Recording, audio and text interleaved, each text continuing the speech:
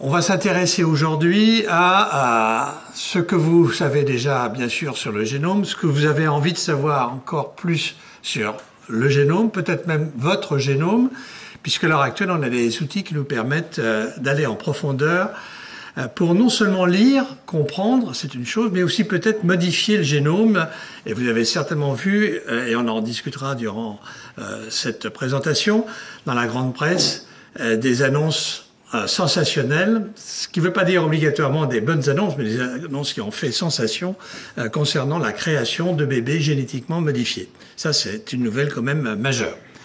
La prochaine diapositive, c'est un petit rappel très simple, mais enfin ça fait toujours bien d'avoir un petit rappel sur la molécule d'ADN, que vous voyez ici, cette double hélice, qui est au passage utilisée aussi par les sculpteurs comme Anselm Kiefer, qui montre une vue un petit peu originale de la double hélice, qui stocke de manière incroyable une quantité d'informations. Quand vous voyez une molécule d'ADN, vous l'avez peut-être pas vu, mais c'est peu de choses finalement. Et quand on sait ce que ça correspond en termes d'information, on peut être absolument ébahi. En plus, c'est un code qui est un code universel. C'est-à-dire que vous, moi, les animaux, les plantes, tout le vivant, en fin de compte, a le même code. C'est une découverte incroyable. Chez nous, les hommes, on a 3 milliards de paires de bases et seulement 21 000 gènes. Je dis seulement parce qu'il y a des espèces qui en contiennent beaucoup plus, mais qui sont beaucoup moins évoluées intellectuellement que l'homme. Donc il n'y a pas une relation directe entre le nombre de gènes et le développement intellectuel. Ce qui est surprenant, c'est que quand on regarde la molécule d'ADN, il n'y en a qu'une toute petite partie finalement qui code pour des protéines, environ 2%. Et le reste, c'est un grand point d'interrogation. On commence à savoir à quoi ça correspond en termes de régulation de l'expression des gènes, mais tout de même, savoir qu'il y a 98% de notre ADN qui a des fonctions sans doute de régulation, mais qu'on ne connaît pas et qu'on est incapable encore à l'heure actuelle d'identifier de façon précise, ça laisse beaucoup de place, beaucoup de liberté à la recherche. Une des choses qui est tout à fait passionnante, c'est que finalement, entre vous et moi, il y a une base sur 1000 qui diffère. C'est quand même pas énorme, hein? 1 sur 1000 qui diffère. Quand vous regardez les primates, n'importe lesquels, qui sont nos cousins assez anciens, il y a une différence seulement de 1% de base pour expliquer finalement des différences qui, sur le plan du phénotype, c'était de l'aspect quand même absolument considérable. Alors la prochaine diapositive vous rappelle que il y a un génome somatique, c'est-à-dire nos cellules de la peau, du cœur, des muscles, etc. Toutes les cellules qui comportent 2 chromosomes. Alors que les cellules germinales, c'est les cellules ovocytaires ou du spermatozoïde, ont 1 chromosome. Et donc, au moment de l'appariement de l'ovule et du spermatozoïde, on va récupérer une cellule avec 2 chromosomes, vous le savez bien. Et puis il y a un génome mitochondrial qui est transmis par la mère. Donc quand on va parler de traitement génétique, où on va modifier le génome, il faut bien savoir de quoi on parle. C'est absolument fondamental. C'est pour ça que je voulais vous rappeler ça.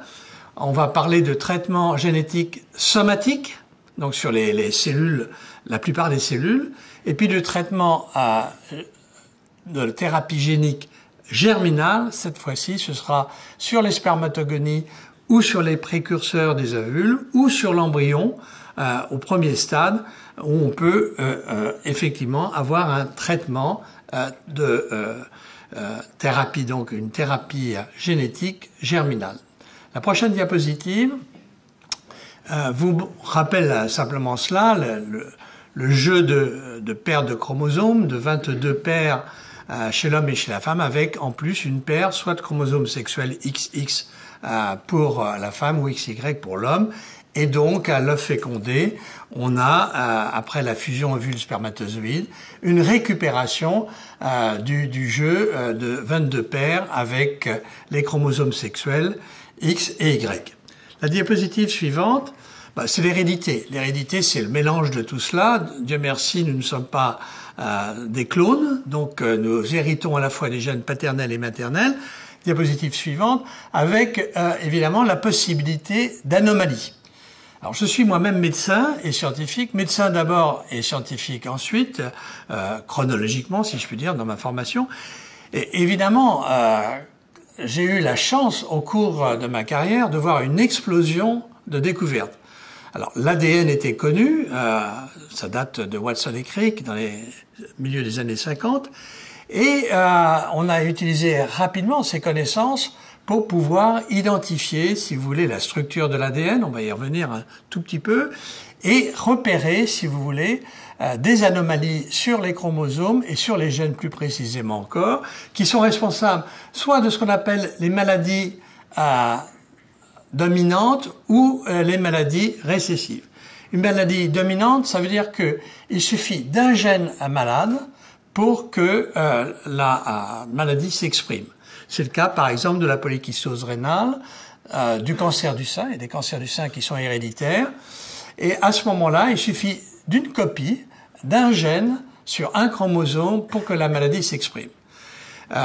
Alors, si une personne est affectée avec cette maladie, qu'elle se marie avec quelqu'un qui n'est pas affecté avec cette maladie, eh bien, du fait de la recombinaison au moment de la fécondation, il peut y avoir un enfant affecté, un enfant aussi affecté, donc 2 sur 4 qui vont être affectés, et 2 enfants qui ne seront pas affectés du tout de la maladie, qui ne seront pas non plus porteurs de la maladie. Donc, si vous voulez, par exemple, quelqu'un dans une famille qui a une chorée de Huntington, qui est une maladie dramatique, les gens meurent à l'âge de 40-45 ans de démence, et c'est une condition absolument horrible, mais à 40-45 ans, ils ont eu le temps d'avoir des enfants. Donc, si vous voulez, vous voyez bien tout l'intérêt médical, premièrement, de faire le diagnostic génétique de façon précoce, si possible, et éventuellement de corriger l'anomalie. Puisqu'il y a un gène malade, est-ce qu'on pourrait pas un jour corriger le gène malade? Et c'est tout l'enjeu de la discussion d'aujourd'hui. Mais vous avez aussi des maladies qui sont ce qu'on appelle récessives, c'est-à-dire qu'il faut avoir 2 copies du gène pour exprimer la maladie. Cette fois-ci, il faut que les 2 gènes soient malades. Pour, par exemple, la mucoviscidose, la drépanocytose, qui est une maladie héréditaire qui affecte notamment le pourtour méditerranéen et certains pays africains, une maladie sanguine, eh bien, il faut donc avoir à ce moment-là habituellement les 2 parents qui sont atteints, mais qui sont atteints avec un seul gène et non pas les 2, et qui en fait sont des porteurs sains et qui vont transmettre à leur descendance ou à certains enfants la maladie. Certains enfants, en fait, ils vont le transmettre à un enfant et d'autres enfants ne seront soit pas affectés, soit seront ce qu'on appelle des porteurs sains. Donc vous voyez, il y a des situations différentes qui correspondent à des situations que l'on peut repérer parfaitement à l'heure actuelle par le diagnostic génétique. C'est pour ça qu'avant de parler de thérapie génique, il faut bien savoir qu'il y a un temps de diagnostic. Alors la diapositive suivante vous montre aussi 2 choses qui sont, à mon avis, importantes. Vous avez le cas caricatural où vous avez un gène atteint, un ARN qui va être atteint, une protéine qui va être défectueuse, un phénotype, c'est-à-dire une maladie. C'est par exemple le cas du Huntington, d'accord? Là, il n'y a pas d'effet de l'environnement. Il y a une pénétrance forte, c'est-à-dire que pratiquement tous les enfants qui auront hérité du gène malade vont être atteints, avec une expression importante, comme dans le Huntington. Et ceci peut être vrai aussi bien d'ailleurs pour les maladies dominantes, maintenant vous savez ce que c'est, ou les maladies récessives. Et puis vous avez les maladies complexes, avec la prochaine, voilà, la diapositive vous montre ici que vous avez un gène qui peut coder en fait pour différents types d'ARN messagers, c'est ce qu'on appelle l'épissage différentiel, qui peuvent coder chacun pour différents types de protéines qui vont être remodifiées éventuellement au cours de leur formation ou au cours de la vie, ce qui va entraîner, je dirais, un phénotype complexe, c'est-à-dire que ça ne va pas être aussi simple et aussi caricatural que le cas précédent. Et donc, c'est par exemple le cas de l'obésité, du diabète, de l'hypertension. Alors moi, je travaille sur l'hypertension depuis très très longtemps. Et donc, très naïvement, je me suis dit, bah, c'est formidable, à partir du moment où il y a des découvertes qui se font en matière de génétique, on va trouver le gène de l'hypertension. Et on était vraiment, si vous voulez, au départ de cela, avec en plus pas mal d'hypertendus qu'on voyait à l'hôpital pour faire le diagnostic et les traiter. Dieu merci, on n'a pas attendu de faire de la génétique pour traiter les hypertendus.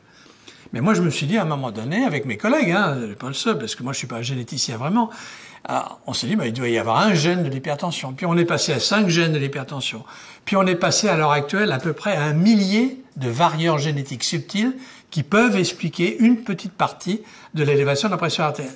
Si fait que, premier message, quand vous voyez dans la grande presse, on a découvert le gène de l'obésité, du cholestérol élevé, du vieillissement, etc., etc., c'est faux. On n'a rien découvert du tout. On a découvert des variants complexes à analyser qui peuvent, en se cumulant, effectivement expliquer en partie le niveau de la pression artérielle, du taux de cholestérol, le risque de faire un accident vasculaire cérébral. Mais vous voyez la complexité de cette génétique pour des maladies telles que on a habituellement à traiter. Les autres maladies dont je parlais tout à l'heure sont des maladies génétiques beaucoup mieux précises et déterminées, et on va continuer avec elles parce que c'est plus simple. Diapositive suivante. Alors le séquençage.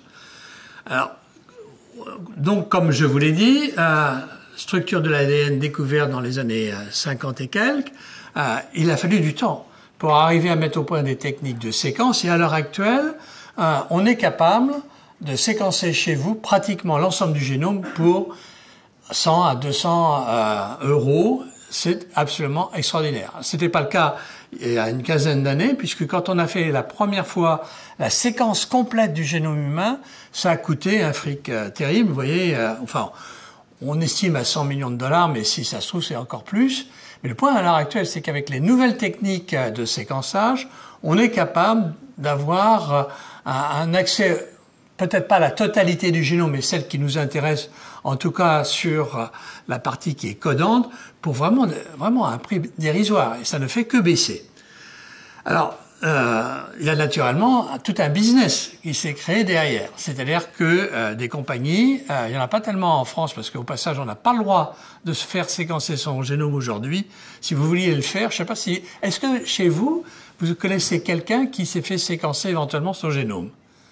S'il y a quelqu'un qui lève le doigt... Bon, voilà. Donc... La grande mode sur YouTube en ce moment. Ah, ben voilà. Merci de me... Oui, alors je suis pas suffisamment youtubeur pour... mais voilà, vous pouvez donc faire séquencer... Alors, c'est pas légal, hein. Il vous en coûtera, mais ça n'a jamais été appliqué, mais il vous en coûterait, disons, environ 3 ou 4 000 euros, ce qui est quand même pas rien du tout. Mais voilà, aux États-Unis, vous avez les boîtes comme Ancestry DNA, 23andMe qui fait allusion naturellement au nombre de chromosomes avec des données génétiques, et ils disent qu'effectivement pour une dizaine de maladies, on peut, lorsque la maladie est vraiment liée à un défaut génétique précis, dire qu'il y a une chance de développer un cancer, un Parkinson, un Alzheimer. Eh bien là, tout de suite, je vous dis que c'est faux. On peut, oui, pour le cancer du sein, avoir une mutation qui peut être effectivement une mutation à risque, mais pour l'Alzheimer, on est incapable, à l'heure actuelle aujourd'hui, de dire que quelqu'un, génétiquement parlant, est à risque d'Alzheimer. C'est beaucoup plus compliqué que ça. La maladie de Parkinson, c'est la même chose, et je vous l'ai dit déjà pour l'hypertension et des autres maladies de ce type. Donc, si vous voulez, les offres de service, c'est uniquement pour gagner du fric, hein, sincèrement. Alors, il y a... Peut-être, on va en dire un mot tout à l'heure, aussi quelques intérêts pour trouver sa généalogie. C'est vrai. Mais enfin, c'est quand même autre chose. Le point important, c'est qu'il y a quand même une question éthique. Et on va parler d'éthique. On peut pas, en quelque sorte, lire, comprendre le génome et éventuellement le modifier sans se poser des questions éthiques. Donc, obligatoirement, cette discussion va entraîner une réflexion éthique au fur et à mesure du topo. La diapositive suivante. On va essayer de voir ce qu'on apporte avec donc le diagnostic génétique. D'abord les maladies rares. C'est très important. Les maladies rares ne sont pas rares. C'est-à-dire qu'il y a quand même 2 millions de personnes en France qui sont atteintes de maladies rares. Simplement, il y a beaucoup de maladies rares, il y en a à peu près 7 à 8 000 différentes. Et donc, c'est très difficile pour un médecin de faire le diagnostic de maladie rare. Parce qu'il a très peu de chances de voir une maladie rare dans son exercice professionnel. S'il en voit une, il n'en verra pas deux, sauf si c'est de la famille. Mais vous voyez la difficulté. Alors, on peut maintenant, sur certaines maladies, avoir, je dirais, un diagnostic de maladie rare. On peut à ce moment-là, c'est très important, faire, si on veut éviter la propagation de la maladie rare dans la famille, faire ce qu'on appelle un test préconceptionnel. C'est-à-dire qu'avant d'avoir un enfant, une famille qui a une histoire de maladie rare génétique grave, par exemple le Huntington, pour rester avec cette maladie, ou avec la thalassémie ou la drépanocytose, on peut faire chez les parents le diagnostic de maladie rare pour bien vérifier d'une part, et d'autre part, il peut y avoir même un diagnostic préimplantatoire, c'est-à-dire que avant d'implanter un embryon qui a été réalisé par fécondation in vitro, on peut vérifier que l'embryon a été sélectionné pour ne pas être porteur du gène qui est responsable de la maladie rare. D'accord? Donc ça permet d'avancer. Et éventuellement, il peut y avoir ce qu'on appelle le diagnostic prénatal, c'est-à-dire que la grossesse est en cours, il y a une suspicion de maladie génétique qu'on n'avait pas réalisée avant, peu importe les points. Le fait est qu'à un moment donné, on peut faire chez le fœtus qui se développe le diagnostic pour savoir s'il est porteur ou non de la mutation responsable de la maladie rare.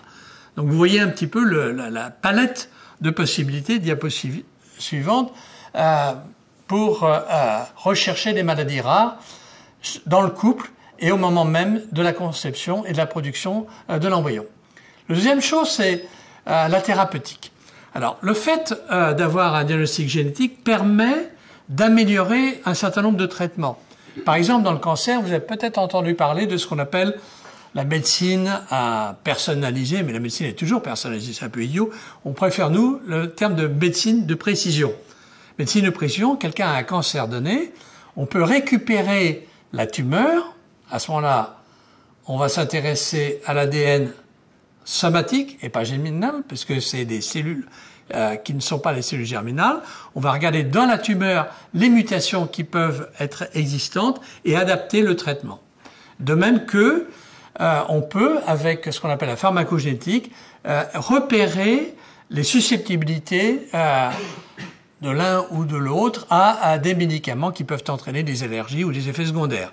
Donc on peut, là aussi, aider non seulement à la thérapeutique, mais aussi à la bonne tolérance de la thérapeutique. Et puis, il y a un aspect recherche, et ça c'est absolument passionnant, enfin je dis ça parce que moi je trouve ça passionnant, mais c'est de voir, par exemple, l'évolution en matière de génétique des populations. On voit très très bien que, par exemple, à l'origine d'une humanité qui était au départ dans l'Afrique orientale, comme vous le savez, eh bien, il y a eu des migrations et on peut retrouver, si vous voulez, à des endroits donnés, l'origine de ces migrations et suivre en quelque sorte à la carte génétique, les migrations des populations. Et puis, il y a ce qu'on appelle la paléogénétique, c'est-à-dire sur des os ou des fragments de peau, de tissus très anciens, des dizaines de milliers d'années, vous pouvez là aussi récupérer de l'ADN, faire l'analyse génétique de façon à voir les types de mutations qui ont pu se produire. C'est comme ça qu'on sait que vous et moi, on a un petit peu de Néandertal dans notre génome, parce qu'on a eu des Néandertaliens purs dont on a pu montrer, si vous voulez, l'analyse du génome avec telle et telle séquence. Et chez tout individu à l'heure actuelle, pratiquement, on estime qu'il y a 2% de Néandertaliens. Et comme on découvre de nouvelles espèces de l'homme, c'est pas de l'homo sapiens, c'est de l'homo, mais proche, on peut penser qu'on va encore raffiner tout cela et qu'on est un composite subtil, finalement, de ces populations qui sont nos très anciens cousins, enfin des cousins avec qui on a copulé, puisqu'on a justement eu de l'ADN en commun. Diapositive suivante. Alors, c'est ce qu'on appelle l'application récréative, j'imagine, pour les youtubeurs, parce que vous pouvez connaître votre généalogie, connaître vos origines ethniques et géographiques, comme je viens de vous l'indiquer, vous pouvez remonter assez loin. Voilà. Puis il y a un usage policier qui est aussi très important et récemment discuté avec la police, qui est fantastique pour faire dans des micro échantillons des diagnostics de génétique précis et même d'épigénétique. C'est-à-dire que l'épigénétique, c'est ce qui va modifier l'ADN après en fonction de l'environnement, notamment de l'alimentation, du climat, etc. Donc voilà. Alors maintenant, on va parler vraiment de la modification du génome. Et je vais vous dire un mot de la modification des génomes végétaux et animaux, mais surtout, je vais parler des modifications ciblées des génomes humains. Et vous voyez tout de suite l'intérêt que ceci peut avoir, d'une part pour l'application de la thérapie somatique. Au fond, je viens de vous en parler en parlant du cancer, où on va pouvoir, ayant fait diagnostic, interagir avec les gènes malades directement. On va voir comment. Et puis surtout la thérapie germinale qui pose le problème, notamment de la modification transmissible à partir du moment où on a touché à l'embryon et qu'on lui confère des gènes qu'il n'avait pas au départ ou qui ont été modifiés. Donc la diapo suivante vous rappelle peut-être CRISPR. Alors c'est une histoire récente. Ce qui est formidable quand on fait de la recherche, même quand on en fait vraiment plus beaucoup comme moi à la paillasse, c'est que vous voyez les choses arriver, vous ne pouviez pas les anticiper. Qui aurait pu en effet imaginer que les bactéries, les microbes, puissent s'armer d'un système de défense incroyable contre les virus qui vont les infecter. Franchement, si vous voyez des films de science-fiction, c'est rien par rapport à ce qu'une bactérie est capable de réaliser pour pouvoir neutraliser, flinguer tout virus exogène. Donc à ce moment-là, la bactérie développe un système que nous n'aurions pas pu imaginer. Mais par contre, nous avons su décrypter, et ceci depuis à peu près 7-8 ans, avec notamment Emmanuelle Charpentier, qui est française et qui travaille sur ce sujet avec d'autres collègues bien entendu. Alors on appelle ça ciseaux moléculaires, mais on va voir que c'est peut-être plus tout à fait vrai à l'heure actuelle. L'idée, elle est finalement très simple. La bactérie reçoit un virus, et pour pouvoir reconnaître le virus et le neutraliser, il faut qu'elle intègre un certain nombre d'informations génétiques du virus. C'est-à-dire qu'elle s'approprie en quelque sorte, si vous voulez, des propriétés génétiques du virus pour pouvoir, lorsqu'elle va le rencontrer une deuxième fois, cette fois-ci, il n'y aura pas de quartier, le virus va être éliminé. Et donc, elle le fait avec un système assez ingénieux que vous allez voir. Alors, diapositive suivante, le système est le suivant. Vous avez l'hélice en double brin, d'accord, qui va être détordue à un moment donné par une protéine qu'on appelle Cas9, qui est la protéine que vous voyez en vert ici. Cette protéine va non seulement détordre la double hélice, mais d'autre part, elle va couper, c'est pour ça qu'on appelle ciseaux moléculaires, cette double hélice. Elle va couper les deux brins de l'ADN. Et puis, dans le système Cas9, il y a un ARN que vous voyez ici avec les petits peignes qui va s'hybrider avec la molécule d'ADN qui a été coupée. Et à ce moment-là, il va y avoir une possibilité de remaniement très précis, très localisé au niveau de l'ADN. Pourquoi très précis et localisé? Parce que l'ARN qui va être mis au niveau de l'ADN, c'est un ARN qui est très spécifique de la séquence que la bactérie veut inactiver chez le phage. Vous voyez? Elle va développer un ARN qui va s'hybrider avec un endroit critique de l'ADN du phage, et ceci est rendu possible grâce à la coupure. Et ensuite, eh bien, il va y avoir un remaniement avec une ressoudure en quelque sorte de l'ADN, et ceci peut s'établir à la fois pour les cellules humaines, pour les cellules végétales, pour les cellules des mammifères ou des animaux. Voilà. Donc, je ne vais peut-être pas rentrer dans le détail de cela. On va passer les deux prochaines diapos et rentrer tout de suite dans les applications.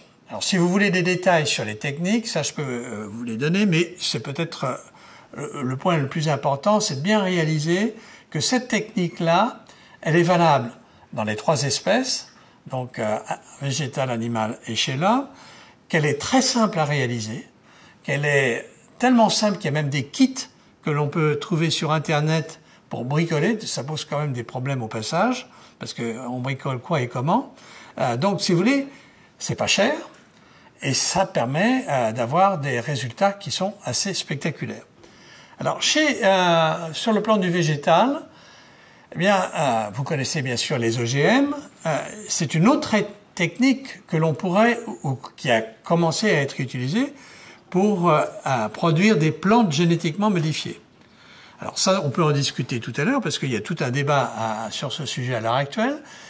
Parce que ce qu'il faut savoir, c'est que quand on veut modifier une espèce végétale, pour la rendre par exemple insensible au froid, à la déshydratation, ce qui sont des qualités qui sont utiles pour pouvoir développer de nouvelles espèces et nourrir l'humanité, eh bien vous pouvez agir par exemple de façon artificielle, avec des pollinisations manuelles, puisque les abeilles malheureusement sont en danger.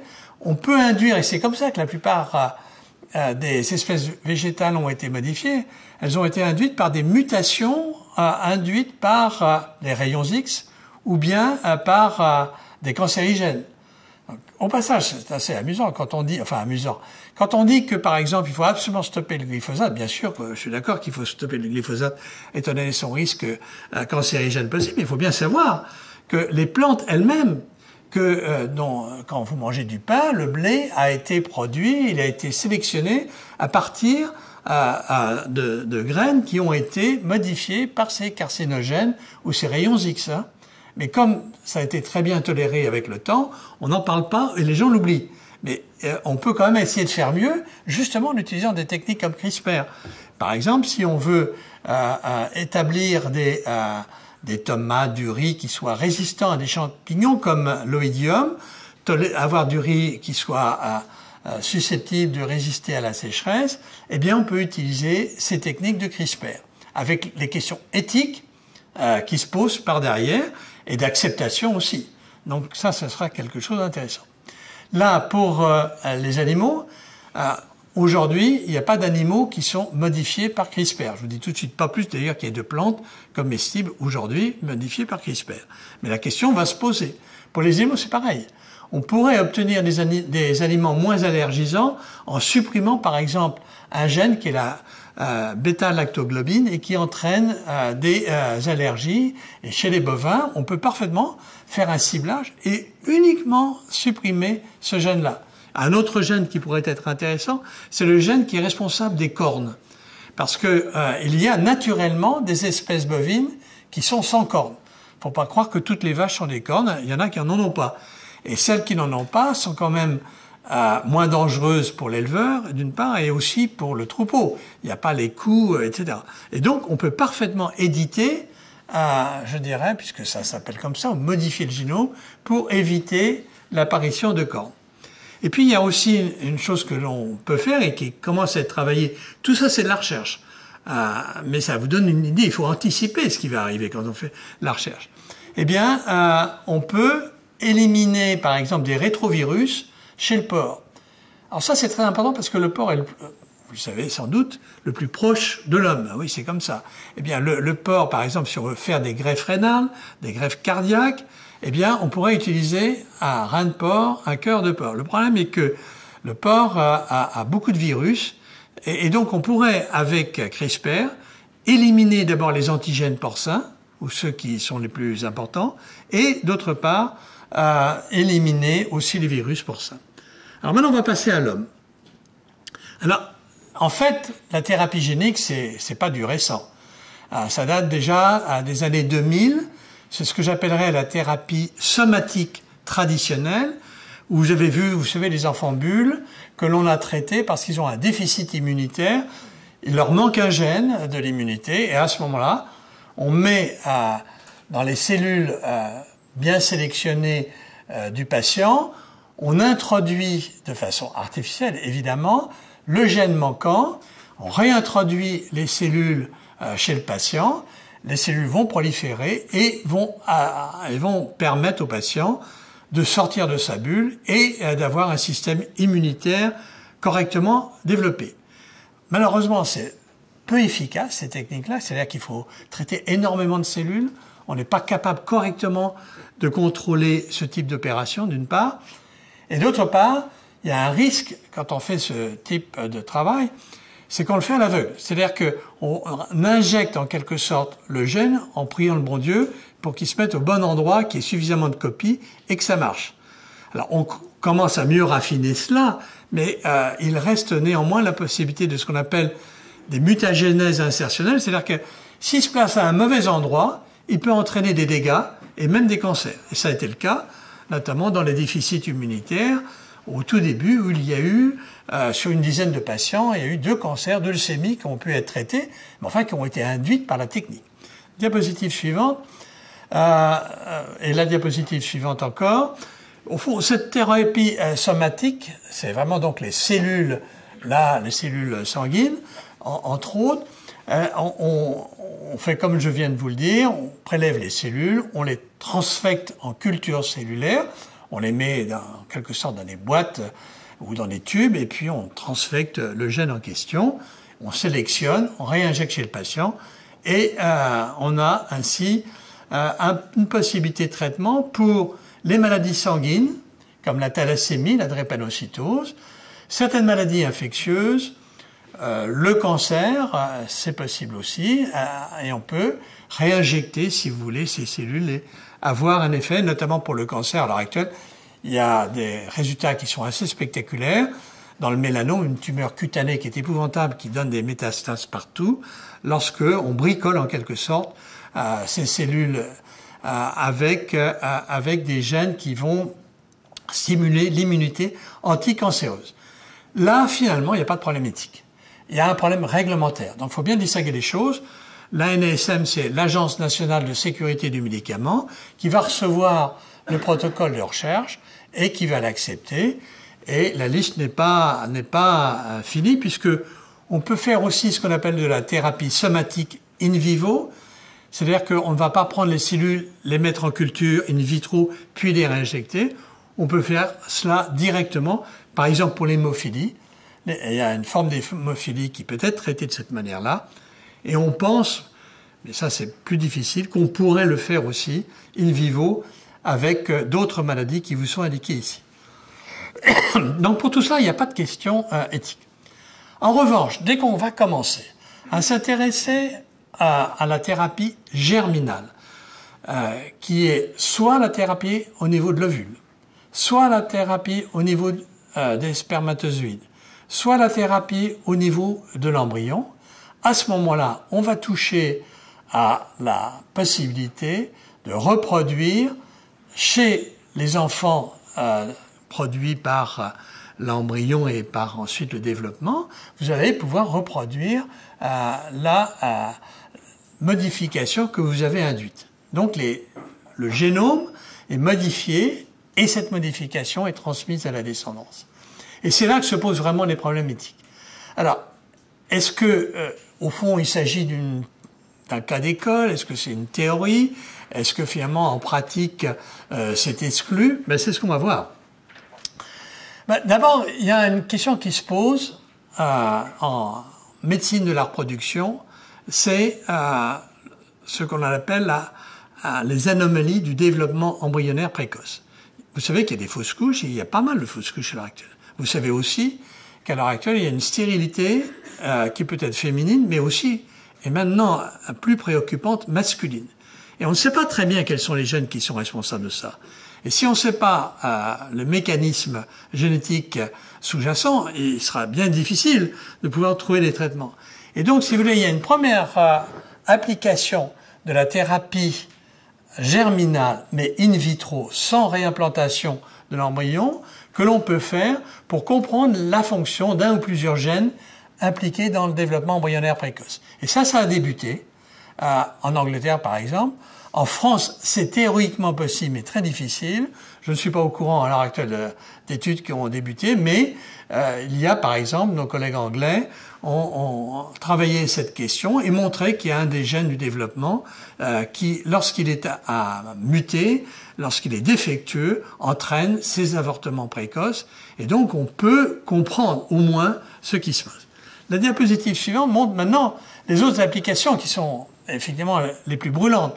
ce sont les applications thérapeutiques potentielles. Je vous ai parlé suffisamment de maladies dramatiques héréditaires. Est-ce qu'on ne pourrait pas quand même, dans ces cas exceptionnels, modifier le génome, soit au niveau de l'embryon, soit au niveau des gamètes, et avoir ainsi une correction, une édition, et avoir la production d'un embryon sain, puis d'un fœtus et d'un enfant. Diapositive suivante. Alors, ceci pose quand même un certain nombre de questions techniques que les chercheurs se posent immédiatement. On peut avoir des problèmes lorsque l'on réintroduit le gène théoriquement corrigé. Il peut ne pas être aussi bien corrigé qu'on le croit. Il peut s'insérer au mauvais endroit. Je vous ai montré comment on coupait, comment on sélectionnait l'endroit de coupure avec l'ARN, vous voyez, mais ça peut se faire de façon plus ou moins parfaite. Il peut y avoir, avec tout ce bricolage, en quelque sorte, qu'on contrôle depuis que quelques années, à peine, il peut y avoir des mutations qu'on n'a pas du tout prévues, qui vont arriver soit au niveau de l'endroit qu'on veut précisément modifier, soit ailleurs, quelque part, dans le génome, et avoir des effets sérieux. On peut aussi, quand on fait ce type d'expérimentation, imaginer qu'il va y avoir des réactions en chaîne que l'on ne peut pas encore complètement prévoir s'il existe une mutation qui se trouve dans un endroit critique du génome. Il peut y avoir une réaction de l'organisme et enfin, il peut y avoir des effets à long terme, ce qui fait que tout de suite, et là je vous parle vraiment, c'est des choses très récentes, il y a eu un meeting important il y a 2 ans qui a conclu, meeting international, qu'il était absolument nécessaire, avant d'envisager quoi que ce soit, de mettre au point des systèmes de vérification, contrôle de qualité, etc. Or, diapositive suivante, vous avez entendu parler par la grande presse de ce qui a fait sensation au mois de novembre dernier, qui est la naissance de 2 jumelles avec des modifications du génome germinal. Alors, c'est un chercheur qui a inactivé un gène qui est un des récepteurs du virus du sida. Il a modifié un des récepteurs, il y a plusieurs récepteurs, et donc c'est un co-récepteur du virus, donc on n'est pas absolument certain d'abord que cette mutation soit efficace à 100% pour éviter l'infection par le sida. Il a injecté dans le sperme du père, donc sur les gamètes mâles, le père était atteint de sida, la correction, c'est-à-dire l'inactivation du récepteur CCR5, du récepteur du gène du sida, et puis il a implanté les embryons et il y a eu une naissance de 2 jumelles. Alors là, une des 2 jumelles a les 2 gènes porteurs du CCR5 qui ont été inactivés, donc à ce moment-là, normalement, si elle était infectée par le sida, et notamment par le sida provenant du père, ceci devrait la protéger à 100%, mais l'autre jumelle n'a qu'un des 2 gènes qui a été inactivé pour la réception, si je puis dire, du virus du sida. Et donc, ça pose naturellement des tas de problèmes. Alors, ça pose des tas de problèmes, je vais vous les indiquer, là, diapositive suivante. La prochaine diapositive va vous montrer, premièrement, la communauté médicale s'est insurgée. Il faut bien savoir que les journalistes, évidemment, se sont emparés de la question et ont posé la question aux gens qui travaillent sur ces sujets et aux éthiciens et à l'Académie des sciences où nous sommes et à l'Académie de médecine. On a discuté de ces questions-là. Mais qu'on avait discuté avant, hein, on n'a pas été pris au dépourvu. On s'est dit qu'un jour ou l'autre, il y aura bien quelqu'un qui ferait ce qu'on pensait ne pas être éthique. D'abord, il n'y a pas de nécessité médicale. C'est-à-dire que si quelqu'un est atteint du sida et qu'il veut avoir un enfant, on peut parfaitement laver le sperme et le débarrasser du sida de cette façon-là et à ce moment-là avoir une grossesse qui est pratiquement à 100% dénuée de risque de transmission du sida chez le fœtus et chez l'enfant. Donc si vous voulez, déjà il n'y avait pas de nécessité médicale. L'effet de la mutation qu'il a induite sur le gène CCR5 est en fait mal connu. Donc on ne sait pas si vraiment ça bloquerait. Il semble que le consentement éclairé des patients a été discutable, disons pour l'instant. En tout cas, ça s'est fait à l'insu de l'université. Et le consensus de tous les gens qui étaient à Hong Kong et qui ont été sidérés de cette révélation a été de condamner, y compris les Chinois, cette expérience. À notre connaissance, il n'y en a pas d'autres en cours. Encore que les bruits courent qu'il y aurait une troisième grossesse, je ne sais pas où, mais enfin, il est possible qu'il y en ait d'autres à l'heure actuelle qui se fassent à bas bruit et qu'on ait de nouvelles révélations. Qu'est-ce qui va se passer pour ces jumelles? Personne ne le sait. Il va falloir les suivre de façon extrêmement rigoureuse. Comment ceci a été mis en place? Personne ne le sait. Alors, ce sont des questions clés. Diapositive suivante. Vous voyez, même si on peut imaginer qu'on pourrait éliminer, mais complètement, dans l'espèce humaine, la transmission de la chorée de Huntington, de la drépanocytose, etc., il faut quand même se poser ces questions, à savoir une transmission obligatoire d'une affection génétique. Je vous ai expliqué au départ à quoi ça correspondait. Il faut se dire aussi qu'il y a peut-être d'autres alternatives, qu'on peut faire un diagnostic préconceptionnel ou préimplantatoire chez l'embryon, mais il est vrai que dans des cas tout à fait extrêmes, il peut y avoir discussion sur ce sujet. Diapositive suivante. Je vais passer maintenant rapidement, parce qu'au fond, tout cela, je viens de vous le dire, c'est le rapport de 2017 qui mettait des conditions précises à l'utilisation éventuellement un jour discutable de la thérapie génique germinale, et ces conditions, il faut qu'on les applique pour l'avenir. Diapositive suivante. Voilà, je vais passer quelques diapositives, on va passer la prochaine. Pour vous dire que la loi en France, c'est qu'aucune transformation ne peut être apportée au caractère génétique dans le but de modifier la descendance. Autrement dit, cette expérimentation est totalement illégale en France. On ne peut pas non plus d'ailleurs créer des embryons transgéniques ou chimériques. C'est aujourd'hui en France interdit. Diapositive suivante. Là, vous voyez au passage que les pays ont des législations assez différentes les unes des autres.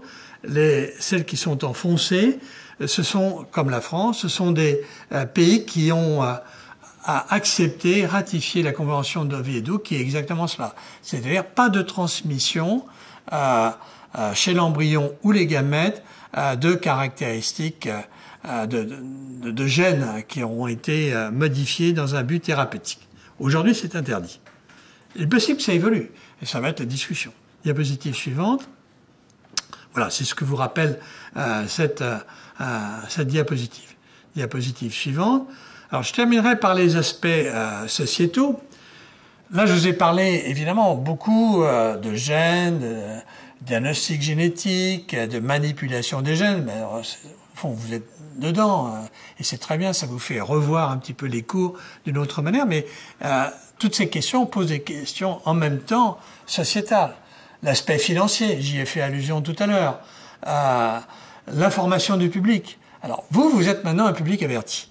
Et d'ailleurs, si vous regardez dans les recommandations, il est dit qu'il faut sensibiliser les lycéens, c'est textuel, c'est un peu partout dans tous les pays, sensibilisons les lycéens qui sont alertes, capables de comprendre, de s'adapter, et en plus, qui auront, eux, vous aurez ce genre de discussion dans l'avenir. C'est pas possible que vous passiez 40 ans d'une vie sans qu'on revienne sur ce sujet. Rien n'est réglé aujourd'hui.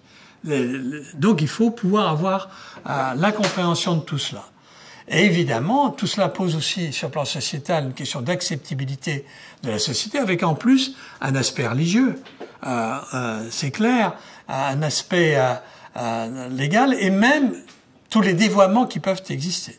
Il y a ce qu'on appelle les cliniques dévoyées, ou encore ce qu'on appelle la biologie de garage. Je ne sais pas si vous connaissez ce terme, mais la biologie de garage, c'est de faire dans son garage des expériences.